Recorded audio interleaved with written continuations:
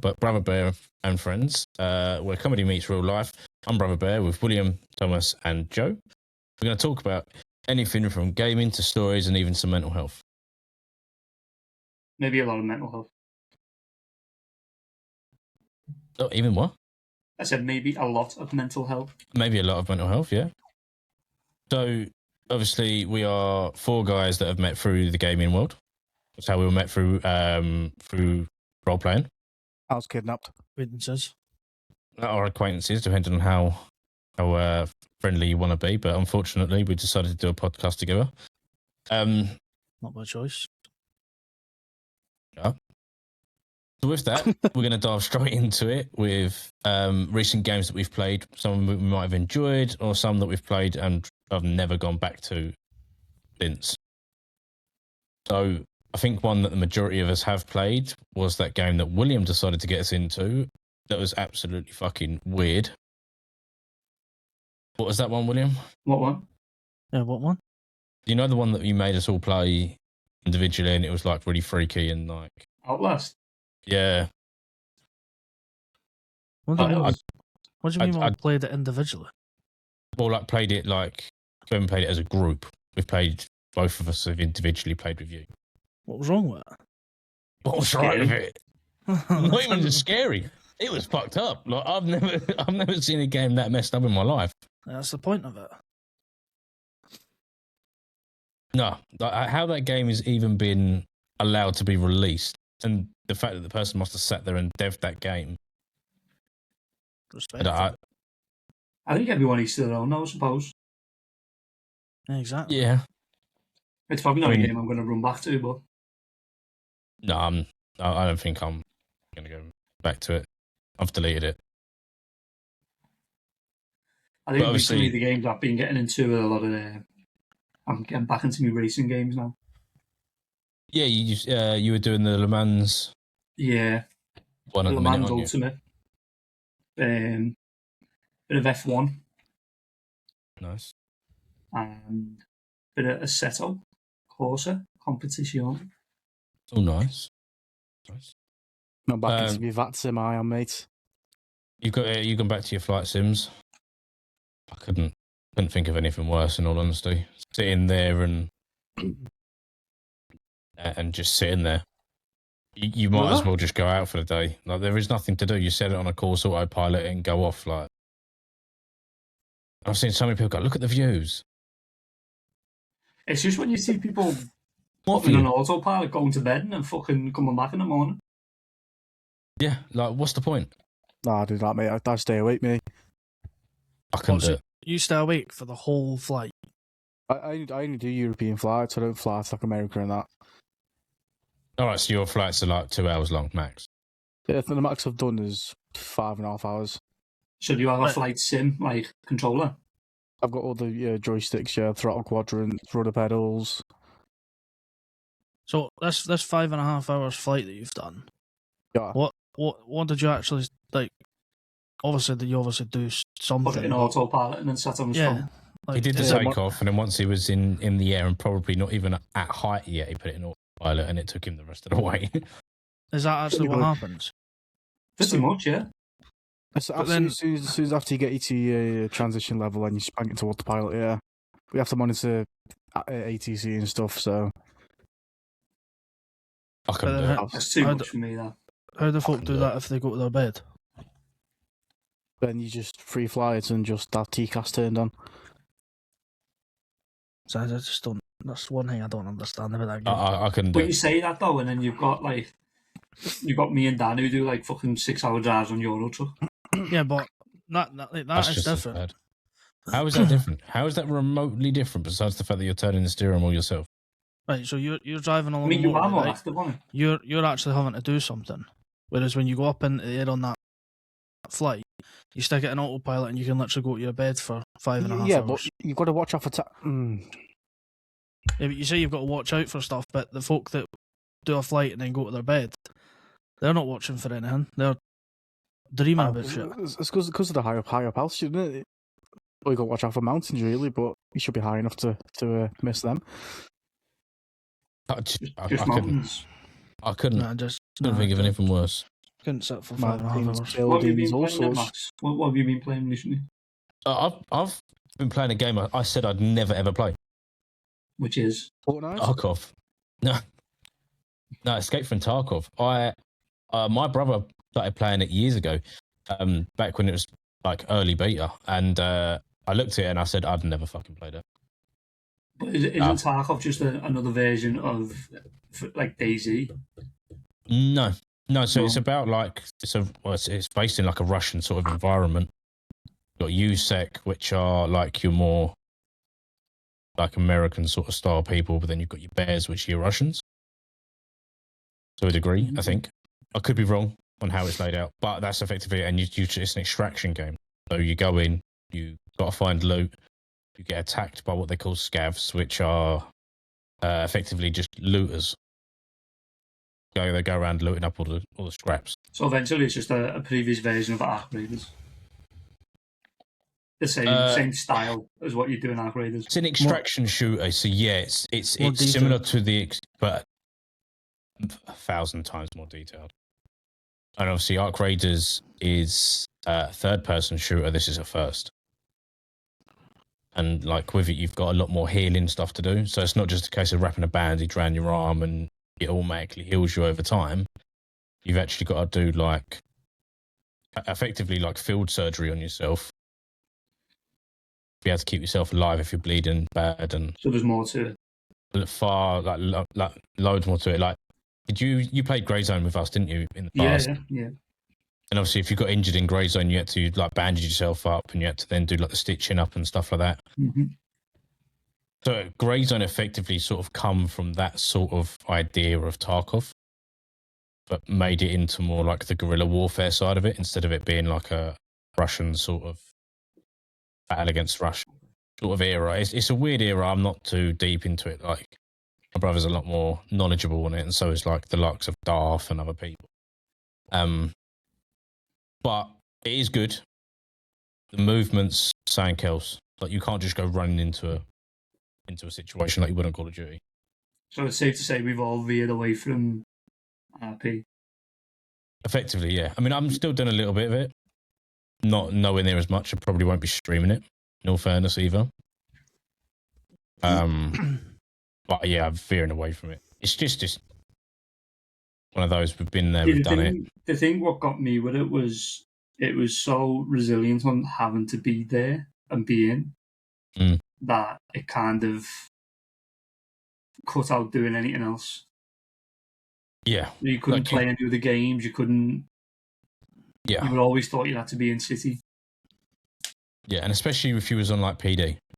Well, yeah, because obviously it's somewhere you need to be. But as I say, in the sense of being reliant on one game where you can, it kind of takes forefront of everything else. That's why I've enjoyed getting back into racing so much, because I've done it before RP. I've always done it. The problem with me and 5M is I get way too addicted. It's easily addictive, and I can see how it is.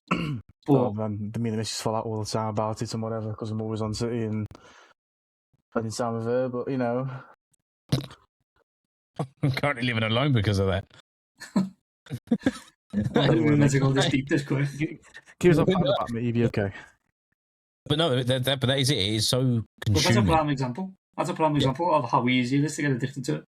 Yeah, and how much you then become fixated on it. Yeah, majorly.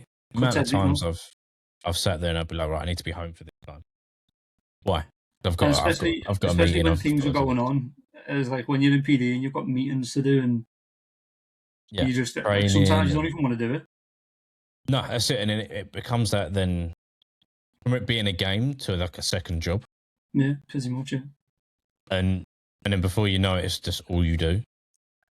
Like Napa, I've seen it with you, and you're being sitting, you're like, I really need to go, like, supposed to be like going out.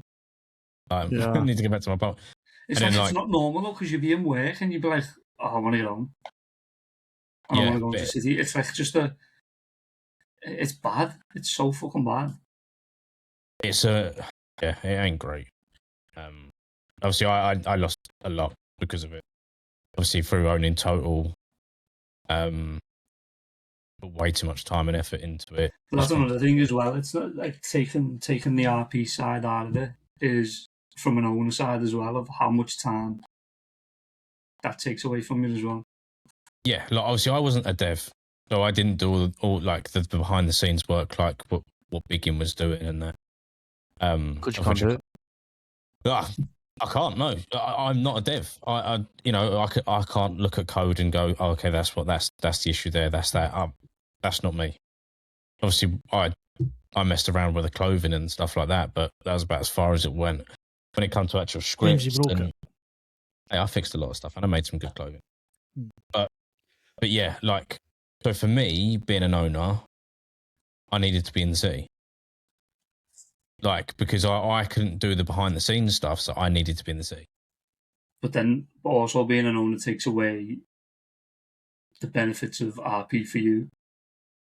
Yeah, it took away that escape that we all go to, right? So you see all the big like people on TikTok and that, and like big famous streamers like Angry Ginge or Cav from Unique, and they always talk about how RP is an escape from their day-to-day life. That's why they do it, because they go in there, they get to be whoever they want to be, whoever they couldn't be in real life for whatever reason. They get to be in a city, and as an owner, you can't do either of that. Like, you try to, but owner. Yeah, but he's got. I think you've got to be a certain person to be an owner of a city, but Hav's done it from when, like, his city is established, right? He's got a very well-established city. Whether you like Unique or not, whether you like the players in it or not, like, his city is established. It's doing really, really well, and he's virtually hitting max pop every night, which he doesn't. Which is very rare that a British server gets to that sort of level. So it's a bit like, he can do it. He's got that ability to do it. Now he just enjoys the RP side of it, because when he's not in city, I can almost guarantee you he's sitting at his desk going, this needs to be done, that needs to be done, this needs to be done, that needs to be done. But then is an escape though if it's just constantly 24 hours. Because personally, I couldn't do it. I couldn't do it. I think it depends on the team that you've got around you. Being admin was hard enough. Keeping on top of all that. Yeah, it's one of those. I think it depends, right? So I think if you're a small city, then yeah, there's a lot more extra. There's a lot more pressure. There's a lot more you've got to do. Get it, like, continue.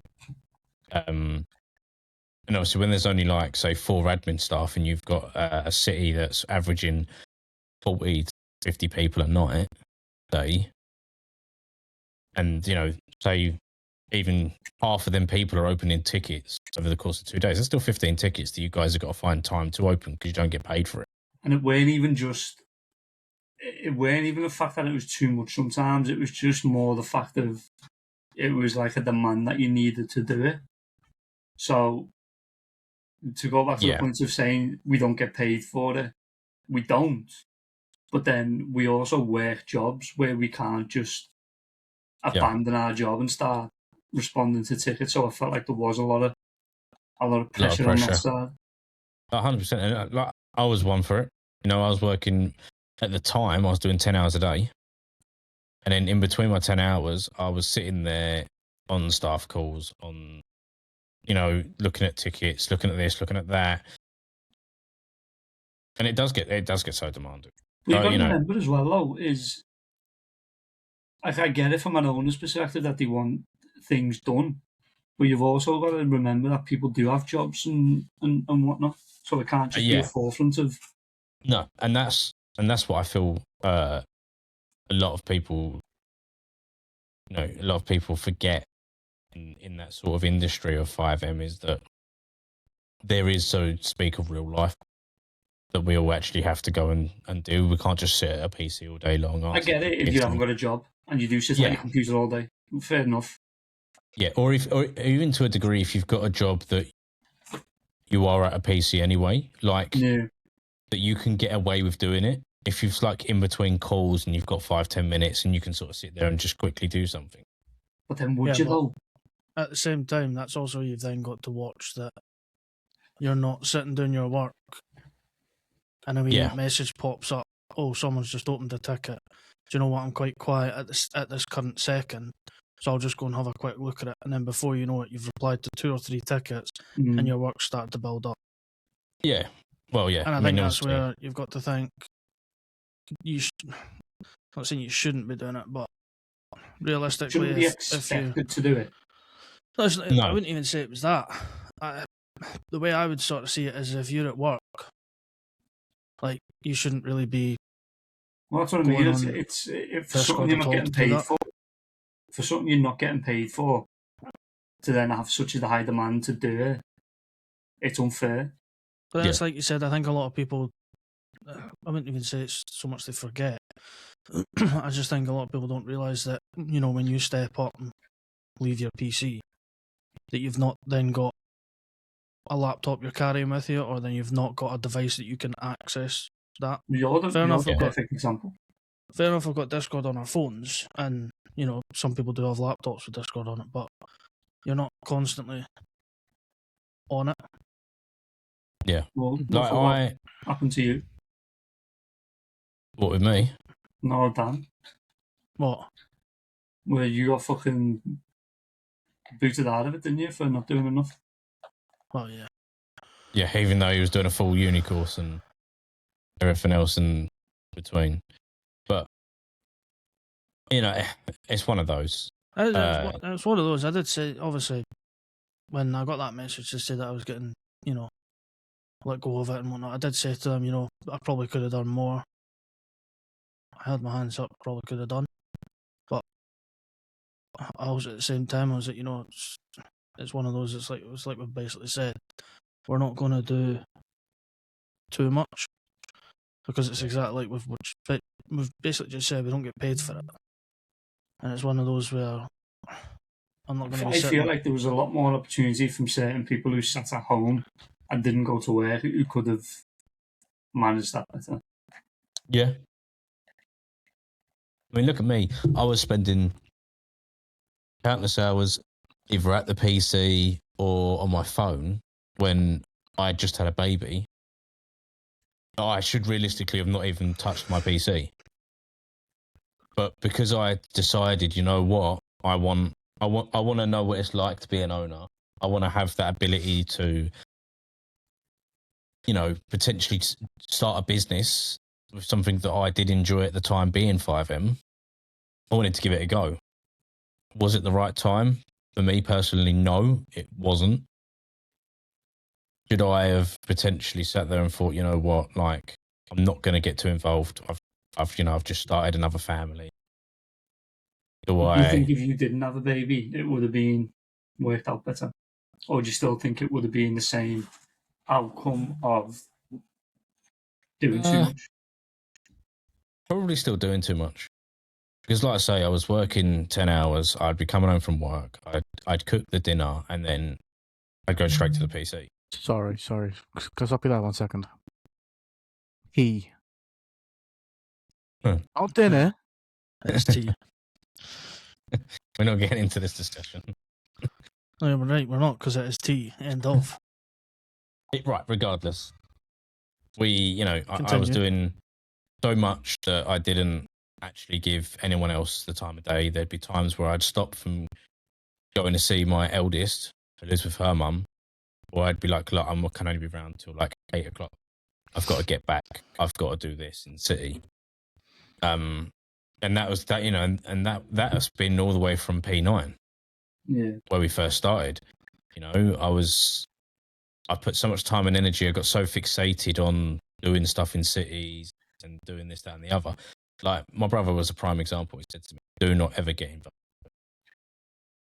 He said, "It's just not worth it. Don't do it." That's not involved in an RP server, like being the owner, or just playing it. Because it was like, because you know, you forget everything that comes, like, you know. No, because you do.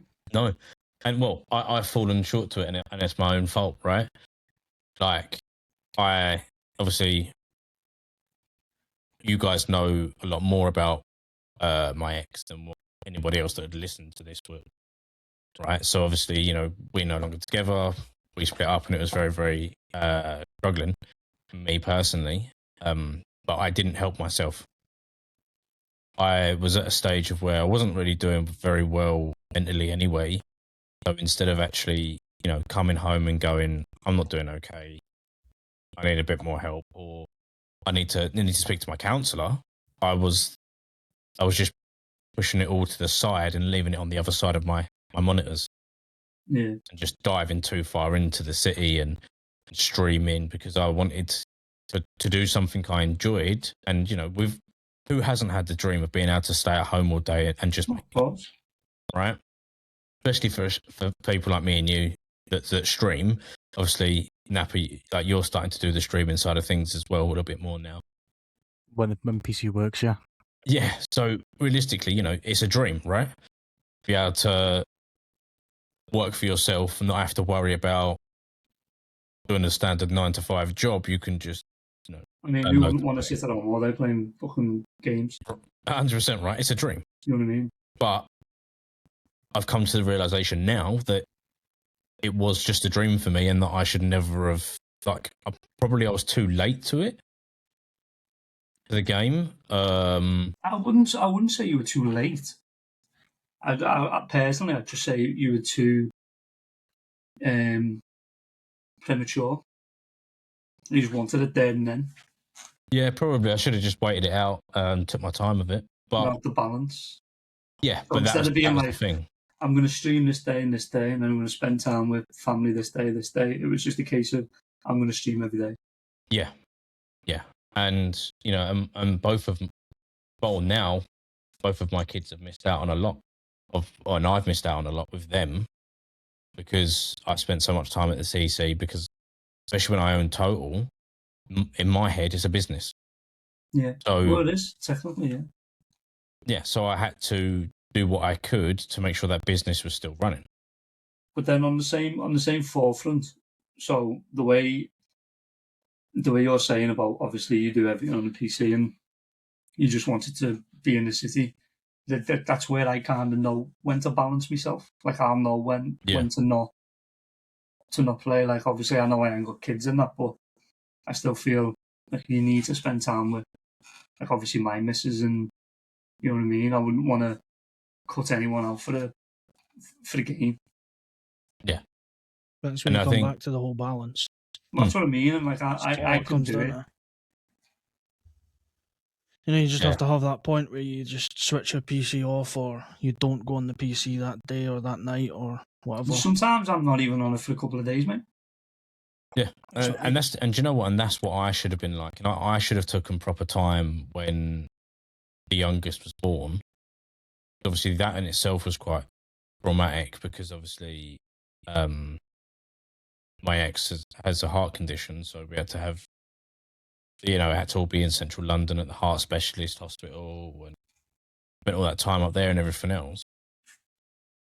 But because I couldn't sleep, and I was always worrying, I always had something running through my brain, I'd then be with William till stupid o'clock in the morning, trying to make masks and stuff using her laptop whilst I'm sitting there. And I shouldn't have been, but because I needed the distraction, and starting to do the clothing and stuff was what I enjoyed, I kept onto it, and I just continuously did it. And it is addictive. It's addictive as fuck. It is, of course it is. Well, there's like I've never done it before, but I can imagine there's no better feeling than actually designing something and getting it into City, and seeing it actually in City as well. Having it work, and like William will tell you, William's done loads of stuff with scripts more and more recently, but you know, it's a feeling of accomplishment. Like, how excited was we when we made that Puffins V1 mask? Like when it finally got in. When you think, well, yeah, if you don't think about how long it took us and how long we sat there and days. Yeah, but that's just the reaping the rewards, though, isn't it? Because when it's in after all that work, you can then see how addictive it can be because you just want to do more stuff. Yeah. But I very much used it as a distraction from everyday life because I was so not unhappy with like the relationship or anything else like that. I just wasn't okay in my own state of mind. But instead of dealing with it properly, I was just sidetracking it because that was just all I've ever done. Yeah. So bit me in the arse later on down the line because I was, you know, when we had the youngest, and obviously she was born, and we was in that hospital, and I hate hospitals, right? Absolutely cannot stand a hospital. I love no money. And I'm having to spend a week on a ward with 8 other families,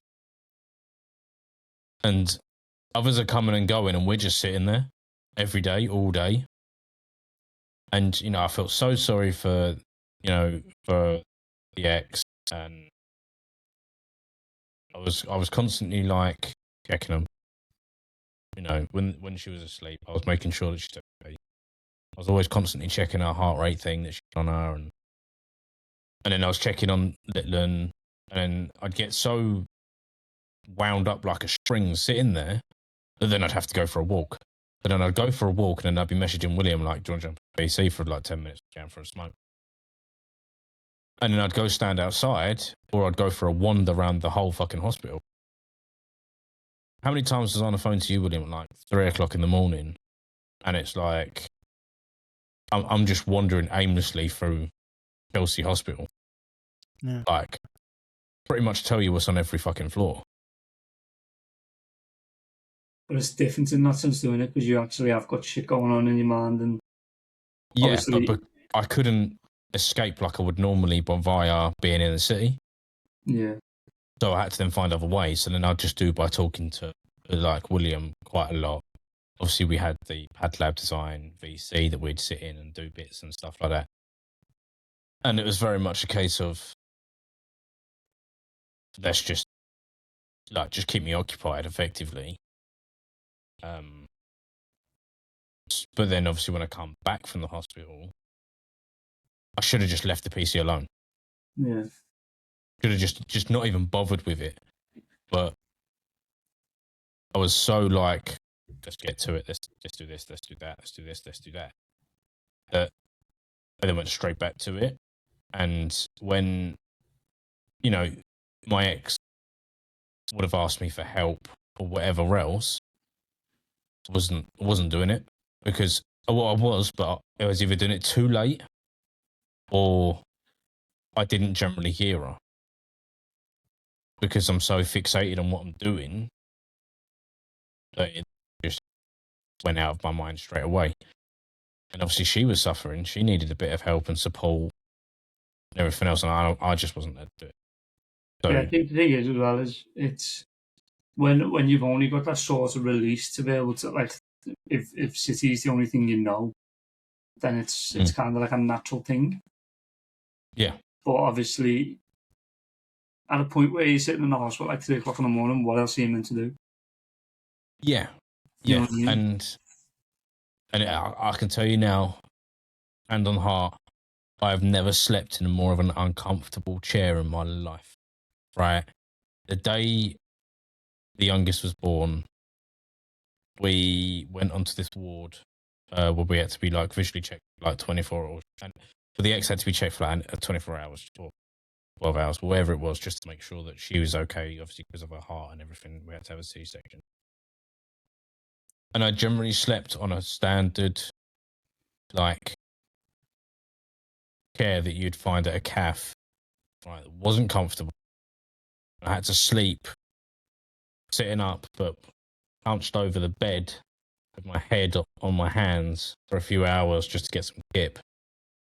And it was horrible. Wouldn't wish it on anyone. It's bad enough without sleep, so trying to sleep uncomfortably as well. Yeah. And it's very much like very alien to me. But the thing is, whole as well, situation was. It's probably a good job that William could sit in VCs for at 3 o'clock in the morning because probably without it, you wouldn't have had any sort of relief from it. No, exactly. So I was extremely grateful for it. But yeah, as much as RP, I don't regret RP because, you know, I met you guys, met the likes of like Ken and Darth and Stevie and all them sort of people that I've met through it. And I'm extremely grateful that I've met them through it. But it is a life destroyer unless you're physically, like, I've got an addictive personality, but a very addictive personality. But there's like a trend at the minute where a lot of people are circling away from it. Yeah, and I think that's because, you know, we're coming to that point of where we're understanding that there's either just repetitiveness and the whole RP side of things, this whole role play of why you do it is slowly decreasing, and it's more just toxic. about being It's very, very toxic. Yeah, it can be extremely toxic. I'm falling out of the 5M quite a lot, to be honest.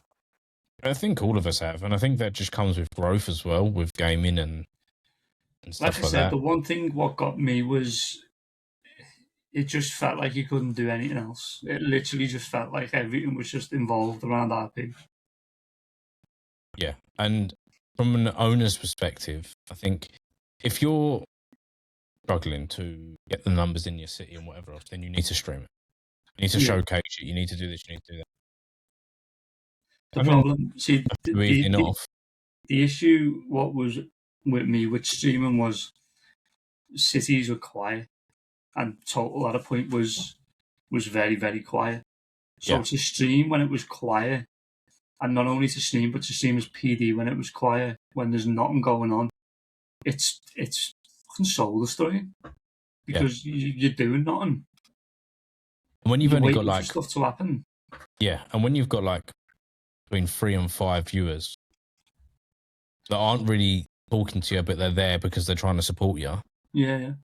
You've got no one else to talk to outside of the game anyway. Like, I'm very, very social when it comes to streaming. I'd quite happily sit there and have conversations with the people in my chat. But if they're not really there because they've just got you on a lurk because they're in the city as well, there's nothing going on, you get bored. It's inevitable that happens because what else are you meant to do? There's no conversation to strike because there's no one to talk to in stream, and then you've also got the problem that there's no one to talk to in city because there's no one about. 100%. So then 100%. It comes down to the forefront of you're trying to stream to bring eyes to the city, but no one else is. So then it's just you're literally doing it for nothing.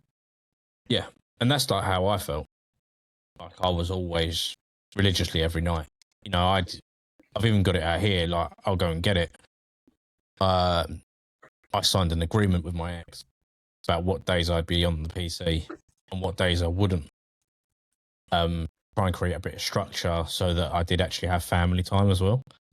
And I didn't stick to that one bit because I was like, got to stream. Well, I feel as if that come down to just more pressure on you because certain people weren't streaming either. Like other owners weren't streaming. Yeah, and if you were, it was for the games. Yeah, and I'll give it to a lot of the other owners. Begin was a very busy man. Red again, very very busy. Mum herself, she had a lot to do and everything else, and I've got a lot of respect for all of them. As well as CK, he was a busy man. He had his own life as well, and again, I've got no bad words to say about them. I don't think anyone has, to be honest. No, and I've got all the respect from the world for them. But yeah, some people would like to bark orders that wouldn't then do things themselves, and I think that's where the issue is. And also we all have a difference of opinions with it. And we've all seen it. I've been dragged off to high heaven over it. And so, being that as well, you just sort of end up not enjoying it. All right, I made a bad call, which then caused another argument. I said the wrong thing. Like the situation, there was a situation, and I called it for other people being involved that weren't involved. But it was, it was what it was. But we're here now, and we're here with how it is now. So I'm glad I've done it in the aspect of I've had the opportunity to be an owner, I've had an opportunity to be an admin for a server. Would I ever do it again? Not a fucking chance. Not a chance in high heaven would I ever do it ever again. There's no enjoyment to it. When you've done it, so you obviously you know what it's about now. Yeah. But I feel as if it's just it's kind of coming to an end for all of the thing it. is, obviously, stepping away from 5M and all that, I get that now, but you say you'd never do it again. But is that just because of the circumstances of how it went and how it is now, where you're now stepping away from 5M? Well, not stepping away, but you're not doing it as much anymore. If it had went a different way, and if say it did go well and it, progressed well and shit like that, you'd still be doing it. If it went a different way. So probably, but at the same time, I'd like to think that I'd get to this sort of time frame now, down the line, and I would have seen warning signs before I'd seen them and just gone, I can take a step back. I don't have to be around as often because I need to be with family. I need to spend time with my kids. But what you got to remember is, as well as you saying that, other owners who had kids were spending time with their kids and their families. But you wasn't. Yeah, and I think that would come down to the fact of I was just so in my head where it's a business. Like you've got to do whatever you can to keep the business afloat. So, it's just I'm very much a person that will do their best to always be present, especially if it's something that he's involved in. I did it before when I was into cars and I was in the car scene and stuff like that. And I owned a car club and I was co-owner of a car club. I was very much present at every meet, every show I could get to. I was always there. But that was because I liked to be the face of it all, because I had good social skills and everything else. Yeah, but I feel like even though you were one of the main streamers and whatnot, you still weren't one of the main faces. It did feel like that. It did feel like that a lot. And what you've done.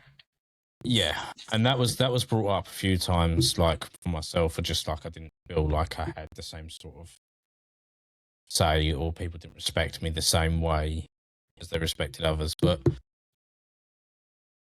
we've all said it, 5M's a funny place. It's a funny old thing. Glad I did it. But yeah, I'm glad I'm coming away from it more so now and exploring other games. It's just nice. It's just nice just to be able to come home and not worry about having to jump in City. And it's like I was streaming Le Mans yesterday, and it was just a relief because I could actually do something on stream instead of just sitting around waiting. Yeah, exactly. But yeah, I think I'm glad we've done it. Glad I've met the people that I've met from it. But now I'm glad that I'm moving away from it. And like we say, with this, like with us doing this podcast as well now, like I'm excited to see where we can take this. If this, gets anywhere, even if we've got one person listening to it, I'd be happy. Yeah, you make one person smile, mate. Job complete. Exactly right. Even if it's just someone wants background noise, and they're just listening to us because of the background noise, I'd be happy with that. I could listen to your voice all day, to be fair. It's gorgeous. But with that, let's move on. Spent a lot of time talking about sort of 5M and them sort of games. So let's move on to stories past and present. So this could be one story that really sort of stuck to you with anything, whether it was funny, sad, whatever it was, but something that's just always sort of stuck to you, and it's always like been something you've gone back to, for whether it was for as a don't do again, or Something that was extremely funny that you'd sit round and tell your mates or at the dinner table. So, someone fire Who away. starts us off, mate? Oh dear. Who wants Joe. On Joe. Did you really want me to start off? Just, it's got to be borderline. It's just all I'm saying. It's got to be borderline, right? But It's on the spot now. when I was on the gigs, to be fair, mate, we got arrested. Elaborate. So we were up in Liverpool doing the Eurovisions in what year was it? Eurovision's like singing. Yeah. He weren't singing, But obviously. He ain't got the I voice. wasn't singing. No, I was doing the rigging and gear, and stuff. Let me sing, Jesus Christ! And obviously, with us all being celebrities, there's a load of coppers there, and we were sleeping in a courtroom. But you were sleeping in a courtroom? Yeah, because so where the Eurovisions were, it was some sort of court thing for years ago or something. And I got into the judge's desk and started shouting a load of things. Oh, God. And obviously, it's a law not to shout certain things when you sat in a judge's chair, because you've obviously not got the qualification over it is. Oh, wait, I didn't realise it was that serious, to be fair. But I believe if you shout order in the courtroom and you're not even a lawyer, you can get absolutely bollocks. Which I figured out. Also, we nearly got arrested for that. Yeah. Most stupidest thing ever, mate. Okay, now. William? Trying to think. Got to be something that you've done, or a story. You've done something which has been a bit of a story that you've told people, or gone back to as a don't do or something. Don't get me wrong, there probably is, but trying to think of that. You're absolutely useless. Yeah. Go on then, Max, you with us. It's probably just been stuff that's happened that I've just not really thought of it happening like that. I think for me, the story I'm always going to go back to now is how I let gaming side of things take absolute control over my life. I'd never do it again. It's been a real eye opener. Coming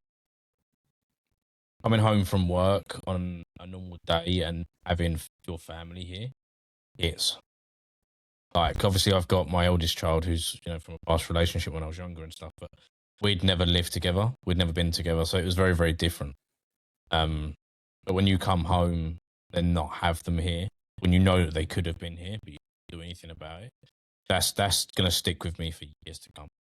Absolutely years to come. So that's always going to be a story that people ask me, why don't you do this? So I'll tell and say that's why.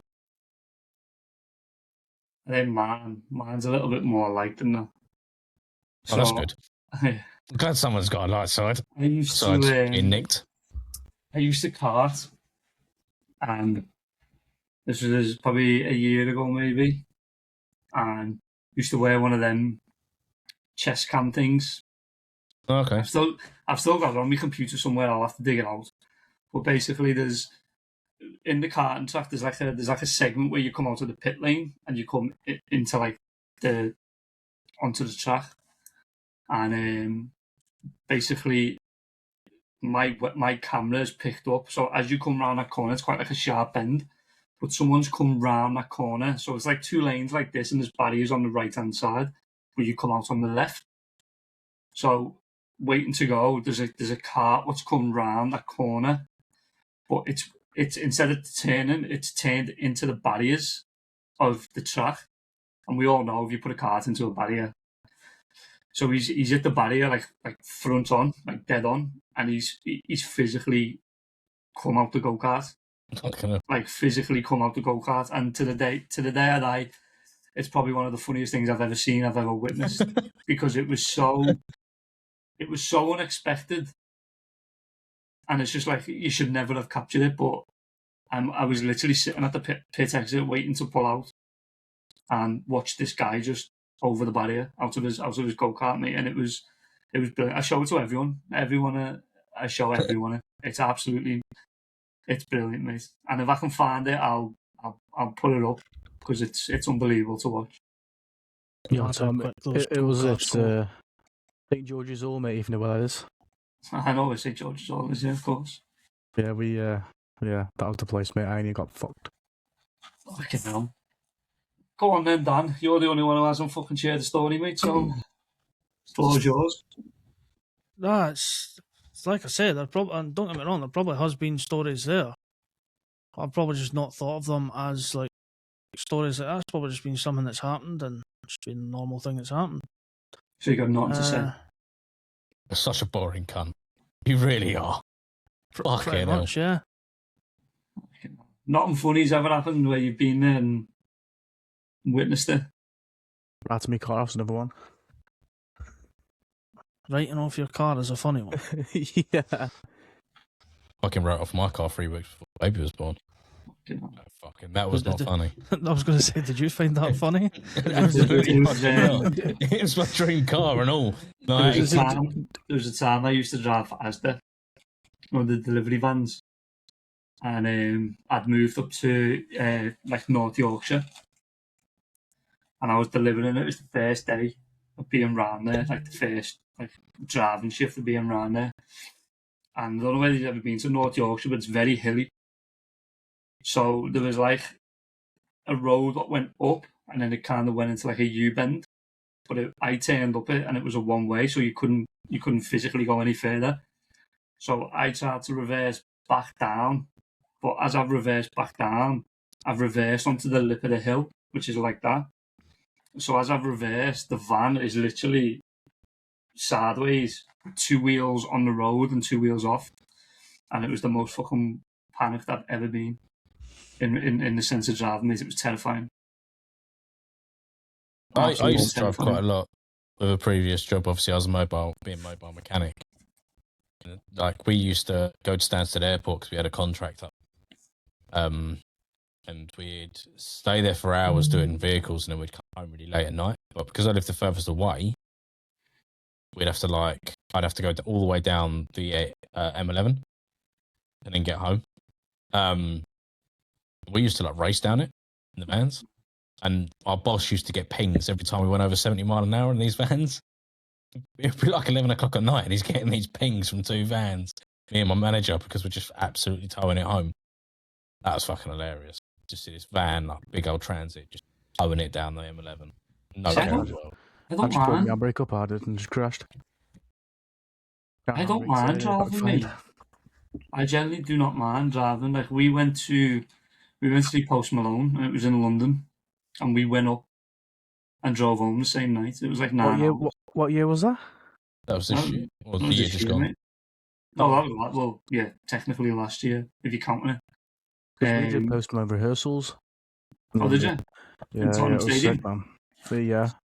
Yeah, so we went up I can't remember what day it was. We went up the last night anyway, but we drove up there, for example, maybe a Thursday or a Friday, and then drove back there the Friday night as well. It was fucking some drive, man. I remember I went to Somerset. I'll tell you what, that was a funny story. We had decided to go away, right? We were like, right, we're going to go on holiday. We'd booked some shepherd's hut in Somerset. It was like the first sort of holiday away with me in the air. And we drove down there, and on the way there, we stopped off. I can't remember what services it was, but they did slushies, but the straws were made of candy. You could eat the straw afterwards. And it was unreal, right? But we got that, and we drove all the way down there, and I stuck it in cruise control. I got there with 200 more miles than what I did when I filled up. I was already on a high, right? Because I'd done that. And then it was like, right, we're going to go Cheddar Gorge. I don't know if any of you know what Cheddar Gorge is. No. No, but it's, in Somerset, it's quite a famous place because it was well known for making cheese and stuff like that. It's just basically a massive gorge goes through like Somerset. It was like, right, we're going to go there. But this was at the time where we had a really bad storm in the UK as well. It was like one of the worst storms the UK's ever had. And I'm like, we'll be fine. A half-hour drive to Cheddar Gorge. And we got there. No, we went to a place called Wookey Hole first, which was slightly different. We got there and it was closed. So, right, well, we'll go to Cheddar Gorge then. Drove to Cheddar Gorge and the weather was getting worse and worse and worse. And we turned up and it was like 5 out of like 20 shops open. It's like, have we got this wrong or something? They were like, no, the storm's that bad that people haven't come to work today. Okay. So then it was like, right, we've got to get back. It's starting to get late. Like, traffic we might be getting bad. Let's just start heading back. And obviously, country lanes, you don't know what you're going to expect, whether you're going to get stuck behind the tractor for an hour or what. Well, turns out every road we went down, there was a fucking tree down. Right, so a half-hour drive turned into like a 4-hour drive. Yeah, I've been there, mate. But everywhere we went, we had no signal. Right, so I was looking on Google Maps on my phone and then having to gauge what road I was going down because I had no signal, couldn't put any directions in. Wow. And then again, and it was like, right, we go down this road. Had to get the X to get out the car at one point and lift up this massive branch that had come across the road so my car would go underneath it. You made her get out and do it? Yeah, well, because she couldn't drive. So, and I weren't going to trust her. I was in a BMW that was slammed on its arse. Like, literally, I probably had, like, bag papers width off the floor. And it was already going over twigs on the road and getting caught on my exhaust system and everything. I couldn't trust her to drive it. So, yeah, we did that. And then we finally got home and I was just, oh my God. Like, I'm so grateful that I live in a place where we don't have to worry about, like, snow. Because when I lived in Yorkshire, mate, fucking hell.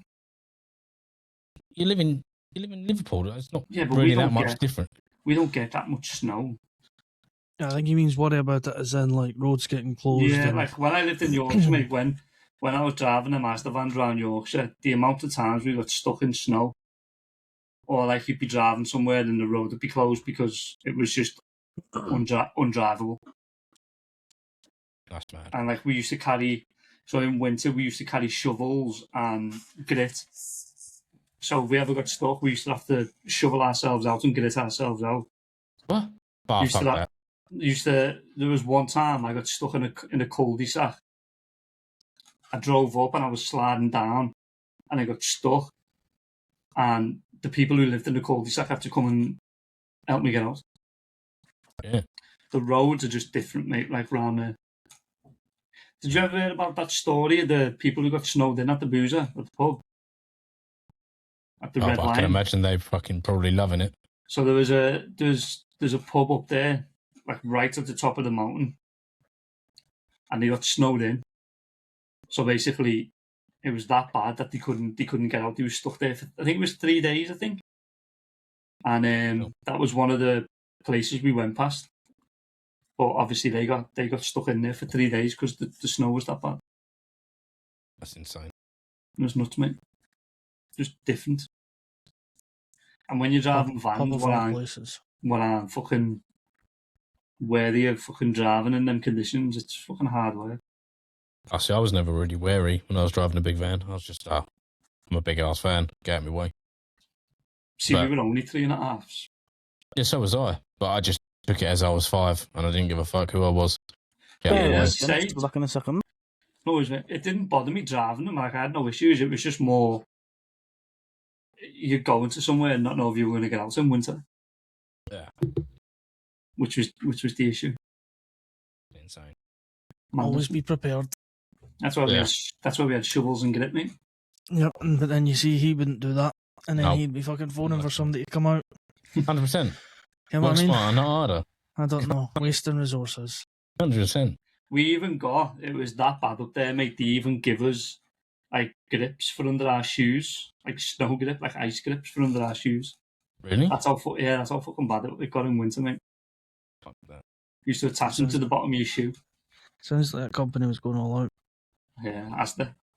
Making sure everyone got their fucking shopping. William, you were born with fucking ski shoes, didn't you? Born with what? Ski shoes, being up in Scotland. Calm down. That's what it is, isn't it? It's just snow and bad reception. It's never fucking cold up here. That's a weirdo. Wish it was. Every fucking day of the week. Every day of the week's the same. Well, let's move on because it's already coming up to an hour now. I'm pretty quick, to be fair. So let's. Yeah, fuck off. Not with you, it ain't. But let's move on to sort of like the ideas. I asked you guys to grab some ideas and bring them to the table for what we can discuss about. So, fire it off with. We'll go with you first, Tom. Oh, Christmas parties. Yeah. Yeah. So my idea was wear Christmas parties because I feel like everyone's been to a wear Christmas party where it just gets out of hand. Obviously, I didn't go to the one we had this year. I kind of just avoided them now because you see a different side of people you work with. Yeah. And as much as I enjoyed like the last time I went, like we had it in like a hotel and we got put up in a hotel for the night, so it was sound. But just how people react and how people are in Christmas parties, it's fucking so cringy. Like, yeah. You see people fucking dancing and like just not what you know them for, and like making a fool of themselves. Yeah, and like you feel like you can't look at people the same and fucking and whatnot. And it's mad, mate. And obviously, I didn't go this year, but I can imagine it was bedlam. But I just think like it's overrated. It's just very overrated. Like you just see people like who you don't expect to be how they are, but as soon as they have a drink, it's like a completely different person. Yeah, but company I worked for previously, they did Christmas do every year, and it was at a golf club because the director was a massive golfer. Like he was a member of like loads of clubs and stuff. So he hired out this place, and it was like a little function room upstairs. And I went to, I think I went to all three of them actually. And the first one I went to, the director was absolutely wrecked, right? And I was fairly wrecked as well because I was getting a lift home. But obviously, my ex, she didn't drink because of her heart, so she was sober, bless her, the whole time. And there's me absolutely getting rat-assed with the lads, having a laugh and a joke. And he come up to me, the director, and he was like, "Oh, I'm so glad you're part of the team," and da da da da. And then he dropped his wine glass, right, and from his hand, and it smashed on the floor. But a bit of glass had come up and then cut my finger, and it covered my shoes in red wine. And I was like, and I was like suited and booted as well, like, and then it was so funny. So I'd cut myself, and then all the staff, who were all, I'm going to say, around my age, a little bit younger, perhaps, some of them a couple of years older, fairly good-looking females as well, all come rushing to me with first aid kits. What do you need? Do you need a plaster? Like, my missus was fuming, and I've never seen her like fired up, and it was quite amusing and quite funny.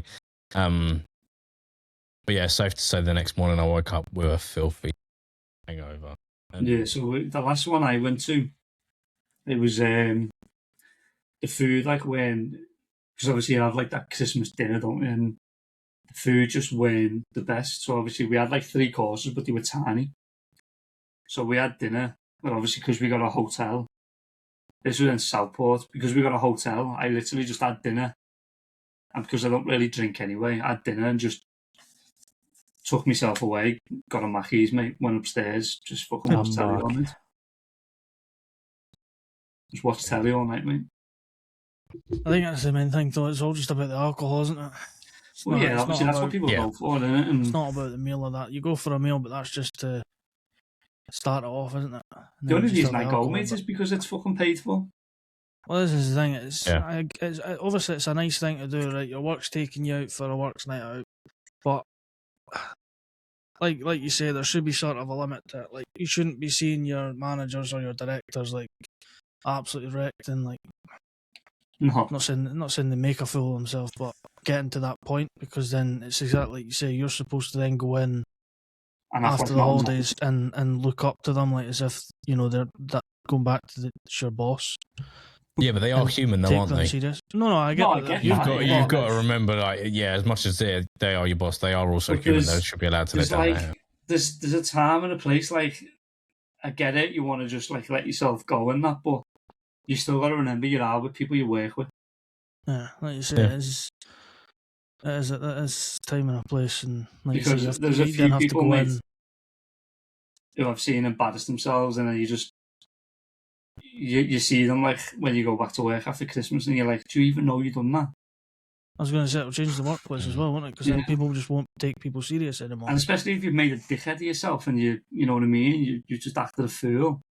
Well, that's the thing as well, is if it's a manager or a director or that, you're going to get people going back into the workplace after it and just be like, oh well, he was pissed, he was absolutely wrecked. He was like, we don't have to actually be serious when it's like kind of do, but they've set that example. I just think they're too much. Like, you hear a lot of stories of shit going down at Christmas parties. I just think they're way too much. Yeah, like, I'd quite happily not go to a Christmas party, in all fairness. I've never been to one. No, I don't have to ask you then. That's fine, and we'll move on. We're just sacked. Brilliant. That's another one. You get a lot of workplaces that don't do like Christmas dues. It's probably Christmas dues, and instead they'll do like like gift cards, or give me a gift card. They'll give you like a gift card, and they might be like they'll buy you like a bottle of alcohol, or give me like a pack of beer or something, and that'll be them. That'll be their sort of works. It's supposed to be a token of gratitude, isn't it? It's like a sort of thanks for your hard work. Let's all go out and have a laugh. But I'd much rather just a gift card or just not let's go to the pub and fucking rack up the works bank card. Yeah, that's probably a tax evasion, isn't it? Let's be honest. Well, with that, we'll move on to William's suggestion. New Year's resolutions. Obviously, as you know, me is coming from the fucking Grinch himself. Every day is the same and all this bollocks. It's just New Year's resolutions. I'm not against them, but I think some of them are... What is your New Year's resolution then, William? What's mine? Yeah. I don't... You brought this to the table, mate, so you must have a New Year's resolution. I don't... Not at the moment, actually, I don't. Maybe fucking... It's not... Back on some activities. I wouldn't even say it's so much New Year's resolutions. It's obviously, at the moment, it's just getting uni work done. Yeah. That's the main thing I'm working towards. Because obviously the course that I'm doing, it's up to 5 years. You don't have to do the full 5 years. After 2 years, you can then go and find work, because then you've progressed enough, but it's like specific work that you can then find. Yeah. So, like, when they say to you in uni, what do you want to do, or like, what do you want to get out of this? It's like, you can't really answer that until, well, I suppose you can answer that if there's a part of it, the course that you're going through. So there might be a part of the course that you're doing, like cybersecurity or app development or coding or something that you do during the course, and you're like, do you know what, I don't care about the rest of the course, I just want to do this. Yeah. And then you'll be like, right, when can I do that? But at the current moment, it's just sort of do the 5 years and get the most out of it.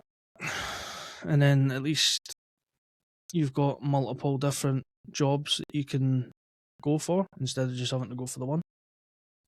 Fair point. But no, I just think New Year's resolutions, some of them are... I don't agree with all, like, get healthy in January and fucking... Yeah, like all gym. This... Yeah, it's exactly like you say, 1st of January, New Year, new me, I'm going to, like, do this, do that. It's like, Well, fucking New Year, New Me is like the biggest overused fucking statement of the world. it's that, January. and it's also why are you waiting? What do you mean? You can do it anytime. Yeah, like you're saying that your New Year's resolution is going to be that you're going to start going to the gym, or you're not going to drink alcohol, or you're not going to do this, or you're not going to do that, or you're going to go the whole of January with no energy drinks, or the whole of January just drinking water, or this or that. It's like, why are you waiting until then to start? Like, think of how many January, days and extra hours. Resolution. Yeah, think of up until then the amount that you could do from then. But then it's like at the same time as well, it's like, well, if it's something you enjoy, like for example energy drinks or I don't know, which we know whatever it is. Yeah, right. We all probably enjoy probably a bit too much, to be fair. Yeah, but if that's everyone something you enjoy, then why not? Fucking a fridge full of monsters behind them. Sadly not. That's the goal. I don't have a fridge. I have a cupboard of hobbies. So if this gets out there and if this gets out there and Monster are listening in, if you want to fire some white monsters over to me and a wee monster fridge that I can set up. Subject to sponsorships, I will take a sponsorship from Red Bull, if that's okay. So that's how much he shows you. He's even just dropped the can. Like, the disrespect there of dropping that can is. Sponsorship for me is going to be from Fox. That'll do me. Sponsorship from Fox. That comes on to my New Year's resolution. Actually, my New Year's resolution is to fish more next year. I fish too much, mate. Fishing frenzy. Well, yeah, and that. No, but my New Year's resolution, mate, is to go out fishing more. Stream it more. I'm on a chase for a 40, mate. £40 carp. Nice. Could more, mate. Could more. That's my New Year's resolution, mate. Like for me, obviously, with regards to everything that's happened this year, my not so much New Year's resolution, but just to change certain things, right? So I'm going to be putting a lot of the family first. They're all going to come, they're all going to be. I'm going to be seeing them more like I'm doing now. In between Christmas and New Year, I've spent a lot of time with my kids, and I'm going to try and do that as much as I can throughout the rest of while they're growing up, because it ain't going to be long before they don't want to come and see their dad, and they just want to go out with their friends down the park or whatever. So I might as well take advantage of it now and spend as much time with them as I possibly can. That'll come quicker than you think that will, mate. Yeah, you know what I mean, right? So I'd rather, especially because the eldest is like 8 this year. I'd rather, and the youngest is like 8 months. I'd rather spend as much time with them as I possibly can and build memories with them. Definitely. Because like I said it to a few people, like originally, like who wouldn't like to be a content creator that's quite well known, right? As a bit of like a public star to a degree, but come to the realization of it. My kids idolizing their dad is all I need.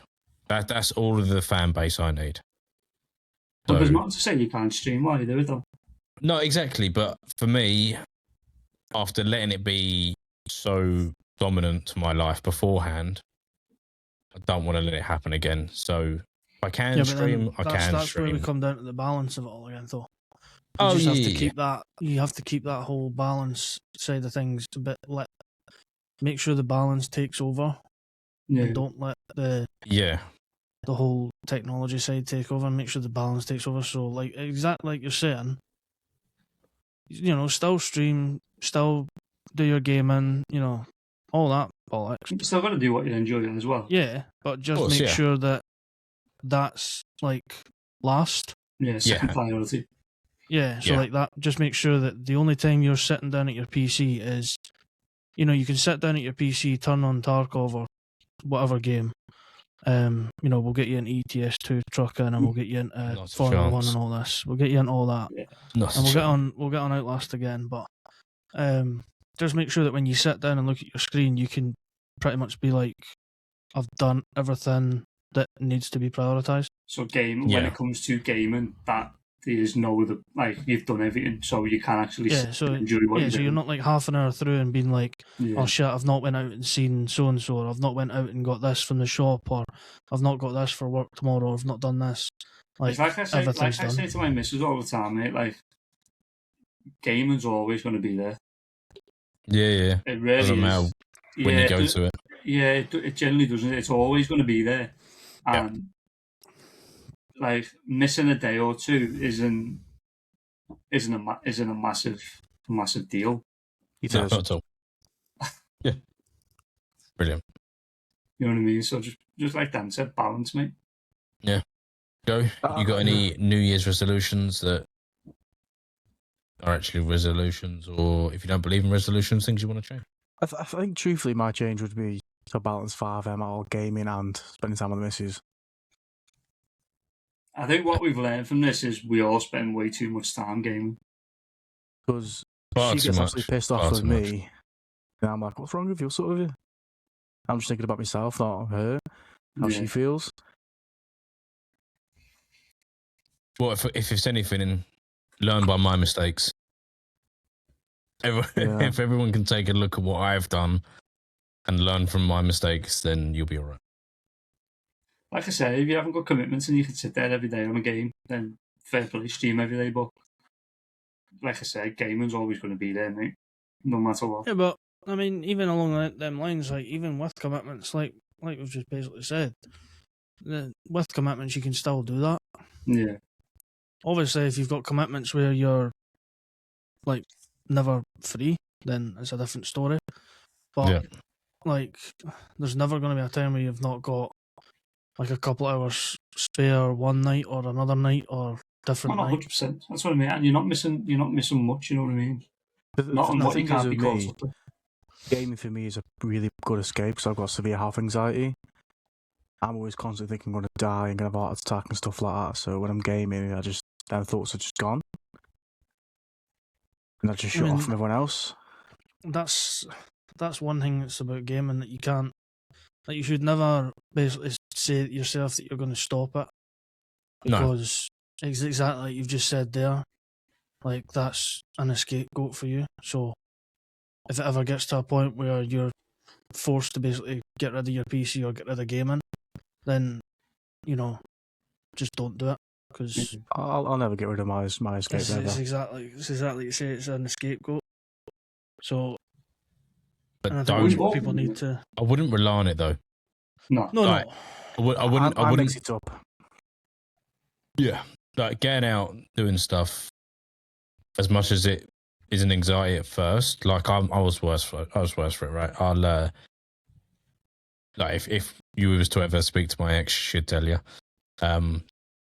I didn't want to go to like the local fireworks or anything else like that because I don't trust the safety of where we live. So I never wanted to go to the house, and I turned into such a hermit because of it, and let my own anxieties restrict everyone else. Don't just because you're feeling anxious. Sometimes you've got to use that anxiety and mold it into something that it can be scary to do it, but you're not gonna withdraw and stop yourself from getting outside the house and going and making more memories. That's why I love going fishing, mate. That's why I love it. Take myself on a Friday, mate, till Sunday. 48 hours, mate, just away on your own. I want to be on my own, but it's like, I know people don't, like, Jack will know. Like, people don't understand, like, fishing and think, you're just sitting there but honestly, mate, just being out there on your own, it helps you so much. Yeah, I've done a lot of sea fishing. That's what I mean. But it comes with the anxiety, like, if I'm out, what happens if I die? No one's going to know I'm there. No one's going to give me CPR if I have a heart attack. It fucks me up. Get an Apple Watch. Yeah, so if you're not got a heart... I can't. Why? Because I sit there watching it. Oh. Yeah, but that's fine, because your heart rate's just going to sit the same, and then until you get too anxious, and then it rises, but you'll be fine. Just if it goes below 80, I start panicking. Goes above 100, I start panicking. So I can't win. You should have met my ex then. Guess Jesus. That's the problem. Like, if I go out, if I go out, my heart starts racing or something, I'm going to die in front of a lot of people. I'm going to be embarrassed, but I'm going to be dead, so I'm going to be embarrassed. Exactly. So therefore, anxiety no needed. Don't worry about it. It just, oh mate, it's horrible. I go dizzy. It's just, yeah. I wouldn't wish it on anybody to have what I've got. I think a lot of it comes down to, like you say, like anxiety. Anxiety is such a big thing, right? I think we've all, to a degree, majority of us here would have suffered with some form of anxiety. Like, you know, my anxiety, right. My anxiety stems from being like abandoned. So my anxiety is an abandonment anxiety. So I very much be around people, sort of like a thing of mine. And spent the last 2 years speaking with a counsellor about how to try and deal with it day in, day out. But the one thing I've learned is that if you don't put yourself in them sort of situations at least once, you don't know how to cope with the anxiety that you've got. Like, you know, you need to appreciate that the anxiety's there, but know that it's not good control of you. It's a feeling that you're feeling that's scary and upset and whatever else, but it's okay because it's there. It's there because it's just always going to be there.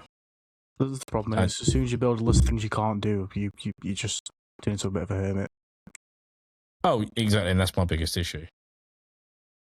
Like, there's things I avoid doing because it makes me really anxious, but I have to do it because if I don't do it, I'm just going to not do it again.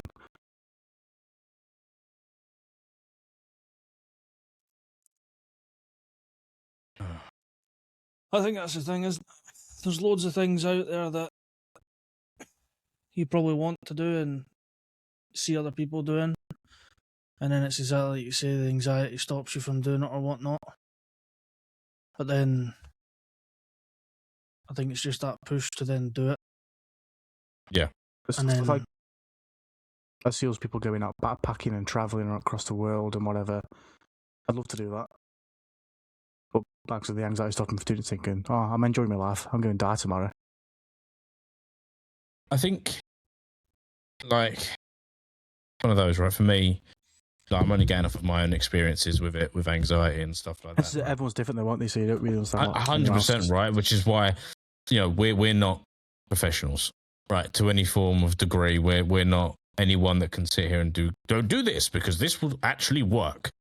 Yeah, no, have a cup of tea. Calm down. Yeah, I'll right? Monster down, yeah. Yeah, get it down, yeah. I can't have them, mate. For me, I when I first ever started feeling an anxiety, right, I rang my brother. I knew my brother suffered with them as well. I was 19, 20, I think I was, when I first ever experienced an anxiety attack. And I was at work. There was a lot of stuff going on that was struggling to see my oldest daughter and whatever else, and I was in a really bad way. And I didn't know what to do, and I generally called him out of fear because I was like, I need help. I don't know what I'm doing. And he was like, you need to just find one area of a room and stare at it. And just stare at it and listen to something that's calming, a nice bit of music, something that you can, you know, that doesn't heighten your emotions or anything else like that. Just something moving just to help sort of calm yourself down. And you know, I'll give it to him. I've used that wherever I could, to sort of try and enable me to sort of stay, you know, in a zen, we say, a zen sort of state. But yeah, everyone's different, but don't be afraid to feel that anxiety and push that anxiety to a bit more of a further limit, because you'll only regret it if you didn't. Speaking about it as well, if anyone's struggling, just speak about it, honestly. It works for me. Mate, massively. I think that's part of the reason why we're doing this podcast, right? There's such a on it, mate, like such a stigma on males. Not speaking, men massively. It is okay not to be okay, you know what I mean? Like, men don't cry, this, that, the other. Yeah, like, fucking, if you want to cry, mate, fucking cry. Like, I'm the world's worst for that, right? Like, I'm even now, right? This jumper that I'm wearing, it's the Boys Get Sad Too pizzeria jumper. No, my ex got me a couple of these jumpers because I've always liked what they stand for, men's mental health and mental health in general. But I was the world's worst for it, right? I'd never explained to her how I was feeling or anything else like that because I'm a guy, right? I'm a bearded guy.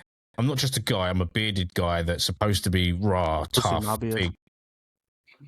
Yeah, but that's the thing, right? So, but we're all trying to, as men, we've always got to be the strong alpha males that can do whatever and nothing fears, and I know that, and unfortunately, that's not the reality. We should be able to get upset, and I have come to a lot more of an understanding of that, and more now recently, in recent months. Because if you don't, I feel that me personally, I put myself in a deeper hole. I put myself further and further into a state of depression or a state of bad thought, and never good for anyone. So, letting that emotion out, even if it's a cry for 10 minutes, right? It's that cry that you needed to just because otherwise you just boil over. Yeah, you need that release.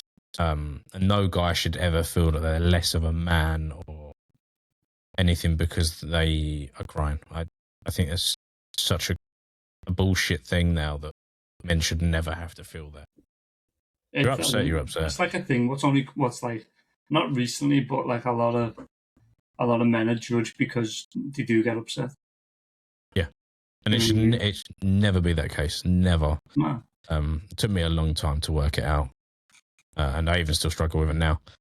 But emotions are real. We're human. Doesn't matter whether we're a boy or a girl. We're human. Humans have emotions. Indeed. But I think that's an hour and 20 minutes. I think we should bring it to an end, being as it's just the first episode, and we don't know how well this is going to go or whether anyone's actually going to fucking listen to it. So, whoever listens, maybe tenner. So if you have learned something or felt a little less alone, that's why we've done this podcast. We will try and keep it to a weekly schedule, so that you guys have got fresh content to listen to, or just have it in the background and you can talk shit about us. We really don't mind. If you're talking shit about us, you're still talking about us. So exactly right. So living rent free is the best kind of free. Yeah. So yeah, I want to thank you guys for being here. Pleasure. And being on this journey I'll together. send you an invoice later. Yeah.